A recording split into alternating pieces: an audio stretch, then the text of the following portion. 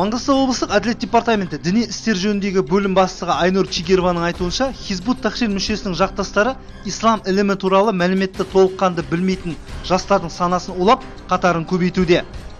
Они могут не общаться ни с друзьями, ни с родственниками. То есть они реально потеряют все родственные отношения. Бұл сектаның қатарына кіргендер өз достары, тумаластарымен қатынасуды қоя бастайды. Бірақ оны өздері байқамайды. Олардың түсінігі үнпарақтар таратып, жетекшілер не айтса, соны орындауда өз міндеттеріне алады. Ходят под гипнозом, люди находятся. Хизбутшылар Маңғыстау облысы аумағында қалай пайда болды және үгіт-насихат жүргізуді кімдер ұйымдастырғанын анықтау үшін комитет қызметкерлері арнайы операция жүргізеді. Шұғыл іздестіру шарасы аясында анықталғандай, алғаш рет облысымызда партияны 2006 жылы құру жоспарланған.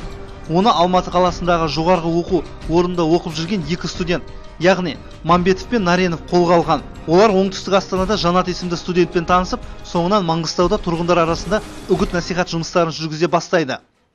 Нам уже было известно, что Атаниязов является одним из активных членов партии Хизбут Тахрир. Бізге белгілі болғандай, Атаниязов Алматы қаласындағы Хизбут Тахрир партиясының белсенді мүшесі бола тұра, бірнеше рет полиция қызметкерлерімен ұсталған. Әсіресе үнпарақша тарату кезінде және Алматы қаласындағы аудан орталығында мешітте митингіге қатысқан. Сөйтіп ол біздің қызметкерлердің назарына түсті. Жаңаөзен қаласына келудегі себебінің бірі жоғарыдан берілген тапсырманы орындау болды. Активно проводит работу по возобновлению деятельности партии и восстанавливает связи с бывшими членами ячейки. Мамбетов, Наренов және Атаниязовтың үстінен жарты жылдықта жинақталған жұмыстың нәтижесінде қылмыстық іс қозғалды. Жауапкершілікке тартпас бұрын ұйымға кірген жаңаөзендік жастарға департамент қызметкерлері шын мәнінде радикалдық партия нені көздеп жүргенін түсіндірмек болғанымен, олар өз айтқандарынан қайтпады. Ұлттық қауіпсіздік комитетінің тергеу бөлімі сектаның облысымызда таралуына жол бермеу үшін партия мүшелерін жауапкершілікке тарту жөнінде шешім қабылдады.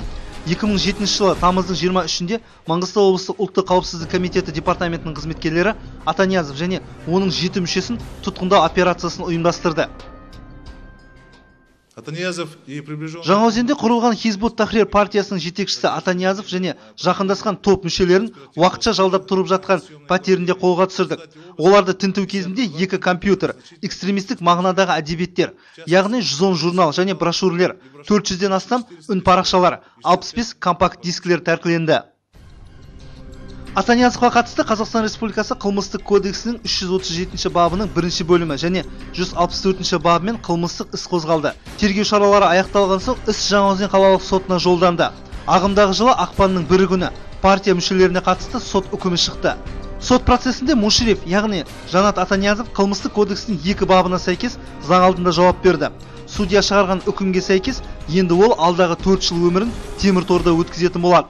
Ал қалған партия жақтастары Қабдуллин, Өткелбаев, Жақсылықов, Сисенбаев және Алматы қаласында құрылған сектаның белсенді мүшесі Қалмағанбет 1 жылға бас бостандықтарынан айырылып қамауға алынды. Осындайды дер кезінде әшкерелеп отырсақ, заңменен тежеп отырсақ, иншалла жақсы болады барлығы да. Құдайсыз мемлекет болмайды, құдайсыз адам болмайды. Отбасына қарайтын жақсы халал жүретін, харамға бармайтын мұсылмандар көбейсе, елімізде иман жүзді азаматтар көбейсе, ол жамандық бола ма? Осындай мәселелерді біз үнемі айтып жүруіміз керек. Сіздерге рахмет мына телеарналарға. Сіздер көп көмек көрсетіп жатсыздар, осы заң қызметкерлері бар. Біз осыны барынша ешқандай зиялы қауым осыны айтып жүруіміз керек. Бірте-бірте осындай кертартпа ағымдардың тамырына балта шаба беруіміз керек.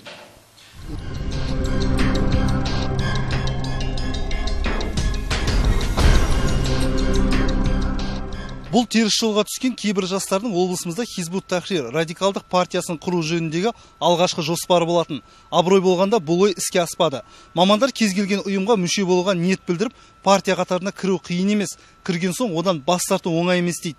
Жат діндерді тарату ұлтты ыдырату екенін түсінетін кез әлдеқашан жетті. Жас өскіндердің сана сезімін улайтын діни ұйымдар көбейіп бара жатқандығы ойландырады.